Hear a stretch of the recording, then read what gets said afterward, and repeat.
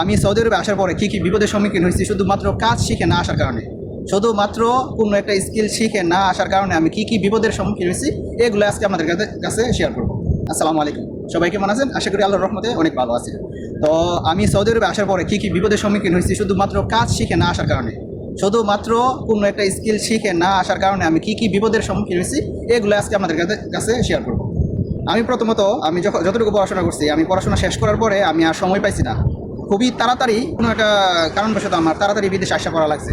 যাই হোক, প্রথম আমি পড়াশোনা শেষ করার পরে আমি যেহেতু কোনো কাজ শিখছি না, আমি বিদেশে আসছি। বিদেশে আসার পরে আমাকে বলছে আমাকে দিবে কেনাফের কাজ, যারা সৌদি আরবে আছেন তারা বুঝেন, মানে বিশেষ করে হলো সোফা যে তৈরি করে সোফার কাজ, এই কাজ দিবে বলছে। কিন্তু এই কাজ দেওয়ার পর আমাকে এই কাজ দিচ্ছে না, দিচ্ছে অন্য কাজ, যে এই কাজগুলো আমার করতে সমস্যা হতো। কেনাফের কাজ ওই যেগুলো মুস্তুজার ভিতরে করে, এগুলোতে প্রচুর ধুলাবালু থাকার কারণে আমি এই কাজগুলো করতে পারি নাই।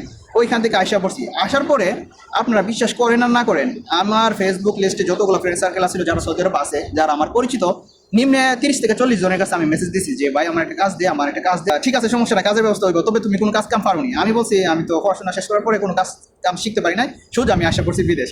তো তুমি বিদেশ আসা পড়ছো, এখন আমি তোমার কি কাজ নিয়ে দিব? যারে জিজ্ঞেস করি তারাই এই কথাটা বলে। আমি নিজের বললাম, যদি আজকে আমি একটা কাজ শিখে আসতাম তাহলে দেখা গেছে যে আমার এত মানুষের কাছে এত কথা শোনার প্রয়োজন পড়তো না, আর এত জায়গায় একটা কাজের জন্য আমার দৌড়াদৌড়ি করানো লাগতো না। তার জন্য আমি বলি আপনার সবাই কোনো 1-2টা স্কিল শিখে আসেন, কাজ শিখে আসেন। আমি এটাই আপনাদেরকে সাজেশন করবো, যেহেতু আমি এর ভুক্তভোগী, আমি এটা ভালো করে বুঝি এটা যে কত কষ্ট। কোনো কাজ না শিখে আসলে সৌদি আরবে একটা কাজ পাওয়া বা একটা কাজ জোগাড় করা কত যে কষ্ট।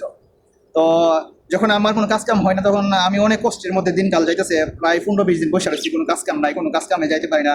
আমার আত্মীয় স্বজন, বরং আমার এমনকি আমার বড় ভাই পর্যন্ত আসছে সৌদি আরবে, তো ওনার সাথে যোগাযোগ আছে, বলতেছি যে কাজ কাম তো নাই, অনেকদিন ধরে অনেকদিন বসে রয়েছি। আর এদিকটা তো আমি ফেসবুকে, এই মুহূর্তে হোয়াটসঅ্যাপে, মেসেঞ্জারে যারে পাইতাছি তারই আমি ধরতেছি যে আমার একটা কাজ দেও, আমি নতুন আসছি, আমার কোনো কাজ কাম নাই, এখন আমার কাজ আমি কি করবো? তো তখন সবাই আমাকে বলে কাজ শিখা যদি আসতা তাহলে কোনো সেটা করে দিতে, তুমি তো কোনো কাজ কাম পারো না, এটা বলে সবাই আমার কাছ থেকে জায়গা।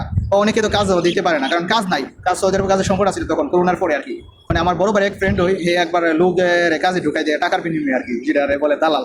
তো আমার বড় ভাই আরেকজনের লাগে বলছে কিয়ান কফি শপে কাজ দিব, 2000 রিয়াল দিতে দিব।